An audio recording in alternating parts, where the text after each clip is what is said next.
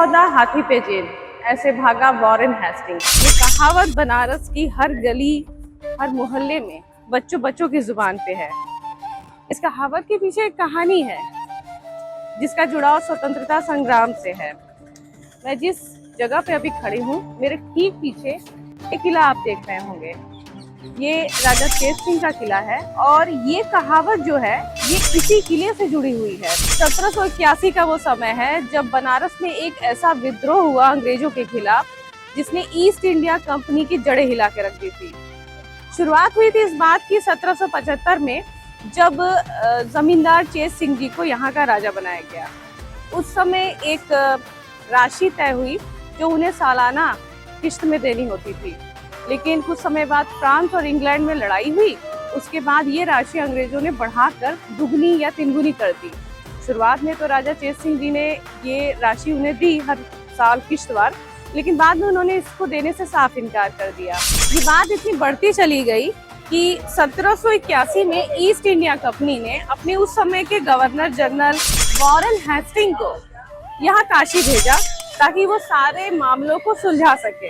जब Warren Hasting यहाँ आया तो उस समय वो कबीरचौरा के माधव दास के बगीचे में रुका, जिसे वर्तमान में हम लोग राधा स्वामी बाग के नाम से जानते हैं।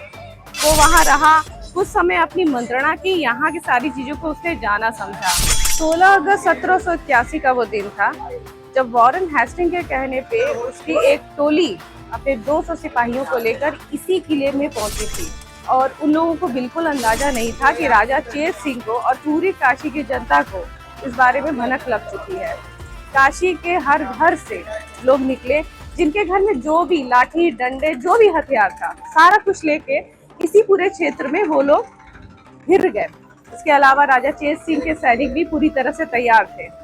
जैसे ही वो टोली यहाँ आई और उन्होंने राजा को गिरफ्तार करने की कोशिश की, यहाँ के लोगों ने उन्हें मार गिराया। इस घाट पे, इस किले के अंदर घमासान युद्ध हुआ। तकरीबन 200 सैनिक ईस्ट इंडिया कंपनी के मारे गए।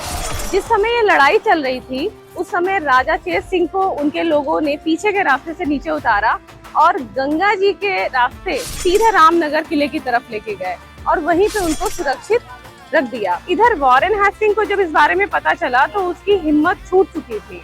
वॉरेन हेस्टिंग माधव दास के बगीचे में पहले से बहुत घबराया हुआ था। उसे कोई रास्ता सूझ नहीं रहा था कि वो यहाँ से कैसे निकले, क्योंकि वो अच्छी तरह से जानता था अगर वो यहाँ से निकलने की कोशिश करेगा तो सीधी तौर से वो मारा जाएगा।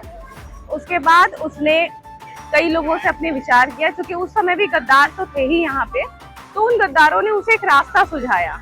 उसने महिलाओं के कपड़े पहने, हाथी घोड़े को लेकर एक पार्टी तैयार की जिसमें बहुत सारी महिलाएं थी। घबराहट में वॉरेन हेस्टिंग भागने में ये भूल चुका था कि घोड़े पे जिन रखना है, वो उल्टा पुल्टा सारी चीजों को कर दिया।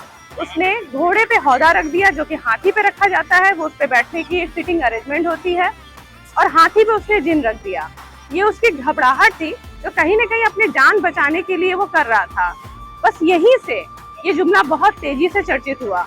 उसके बाद वॉरेन हेस्टिंग किसी तरह से अपनी जान बचा के यहाँ से भागा, लेकिन उसके जाने के बाद बनारस के लोगों ने इस चीज को एक पिंगल के तौर पे, बनारस में पिंगल का मतलब व्यंग होता है, व्यंग के तौर पे बोलना शुरू किया कि घोड़े पे हौदा हाथी पे जिन, ऐसे भागा वॉरेन हेस्टिंग। तो यही कहावत इसी चेत सिंह किले से निकली, इसी काशी में निकली।